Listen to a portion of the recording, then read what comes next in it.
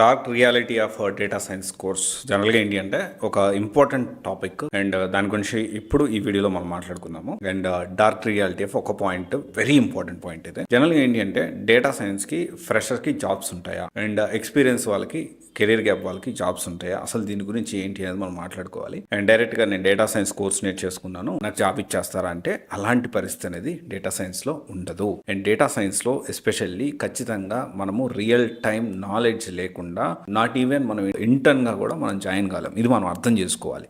So చాలా మంది ఇక్కడ ఏంటి అంటే బోత్ కెరీర్ గ్యాప్ వాళ్ళకే ఉంటుంది, ఎక్స్పీరియన్స్ వాళ్ళకే ఉంటుంది.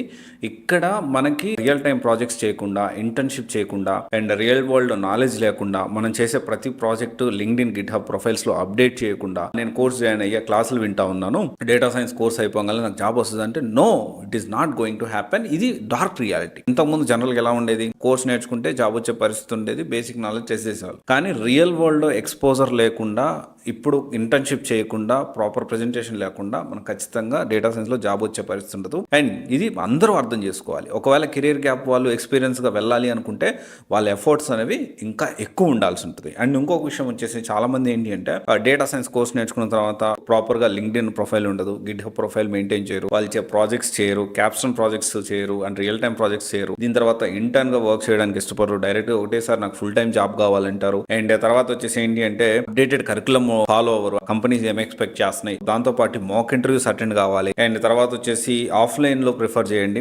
200% ఆఫ్లైన్ లో ప్రిఫర్ చేయకుండా ఏదో ఆషామాషిగా ఆన్లైన్ లో ప్రిపేర్ అవుతా క్లాసులు వింటూ ఉంటారు, రియల్ గా ప్రాక్టీస్ చేయరు. ప్రాక్టీస్ చేసేటప్పుడు వచ్చిన డౌట్స్ ని వాళ్ళు క్లారిఫై చేసుకోవడానికి ప్రయత్నం చేయరు. అండ్ ప్రాజెక్ట్, ఇప్పుడు మనం ఒక ప్రాజెక్ట్ చేస్తున్నామంటే ఆ ప్రాజెక్ట్ ప్రిపరేషన్, ప్రెజెంటేషన్ కూడా మనకు తెలియాలి. ఆ ప్రాజెక్ట్ ఎలా ప్రెజెంట్ చేయాలి, ఒక టీమ్ మెంబర్స్ ముందు ఎలా ప్రెజెంట్ చేయాలి, అండ్ మాక్ ఇంటర్వ్యూస్ లో ఎలా మాట్లాడాలి, తర్వాత ఈ టెక్నికల్ నాలెడ్జ్ ఎలా వాళ్ళు చూస్తారు, అండ్ మన లింక్డ్ఇన్ ప్రొఫైల్ ఎలా అప్డేట్ చేసుకోవాలి, ఎలా ఎప్పటికప్పుడు యాక్టివ్ గా ఈ హెచ్ఆర్స్ వీళ్ళు ఎక్కడ జాబ్ పోస్టింగ్ జరుగుతూ ఉంది వాళ్ళని ఫాలో అవ్వడం, ఇవన్నీ చేయకుండా ఏంటి అంటే డేటా సైన్స్ నేను ₹1,00,000 ఒక ఇన్స్టిట్యూట్ కట్టావు, లేకపోతే ఒక 50,000 ఒక ఇన్స్టిట్యూట్ కట్టాను, నాకు జాబ్ వచ్చేస్తుంది. Which is not going to happen. It is ఇప్పుడున్న సిచ్యువేషన్ లో అది అవ్వదు. మనం ప్రాపర్ వేలో. ఇంకొకటి వచ్చేసి ఏంటి అంటే ఒక ఇన్స్టిట్యూట్ లో మన 1,00,000 కాదు 2,00,000 పెట్టి జాయిన్ అయినా, 50,000 పెట్టి జాయిన్ అయినా, ఇన్స్టిట్యూట్ నుంచి కూడా ఎఫర్ట్ ఉండాల్సిన అవసరం ఉంది. డేటా సైన్స్ కి టైఅప్స్ కూడా అవసరం. అంటే ఒక ఇన్స్టిట్యూట్ లో మనం జాయిన్ అవుతున్నాం అంటే వాళ్ళకి టైఅప్ ఉండాల్సిన అవసరం ఉంది. And at the same time వాళ్ళ సైడ్ నుంచి వాళ్ళు కొన్ని ఇంటర్వ్యూస్ పెట్టిస్తారు, మన సైడ్ నుంచి కూడా మన నెట్వర్క్ బిల్డ్ చేసుకొని ఓన్ గా కూడా మన ఎఫర్ట్ కూడా మనం ఉండాలి. మన ఇంటర్వ్యూస్ కూడా మనం అప్లై చేసుకుంటూ ఇంటర్వ్యూస్ కి అటెండ్ అవ్వాల్సిన అవసరం ఉంది. ఇంకోటి వచ్చేసి ఏంటి అంటే సాధ్యమైనంత వరకు ఆఫ్లైన్ లోనే ప్రిఫర్ చేయండి, ఆన్లైన్ లో వద్దు.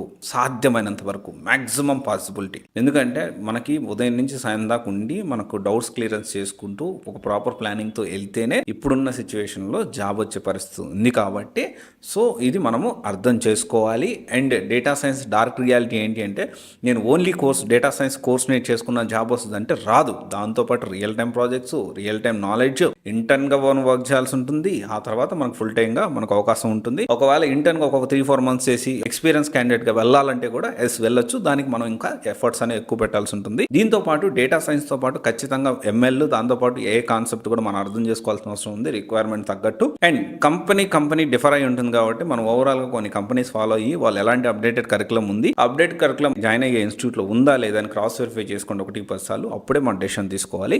This is the harsh reality. ఎవరు కూడా దీని గురించి మాట్లాడు. జనరల్ గా ఏంటి అంటే ఇక్కడ పర్సెప్షన్ ఏంటి అంటే డేటా సైన్స్ కోర్స్ నేర్చుకుంటే జాబ్ వస్తుంది. ఒకటి, డేటా సైన్స్ జస్ట్ కోర్స్ నేర్చేసుకుని ఒక 2 నెలల్లో 3 నెలల్లో జాబ్ వచ్చేస్తుంది అంటే అబద్ధం అది. Okay, it will take time.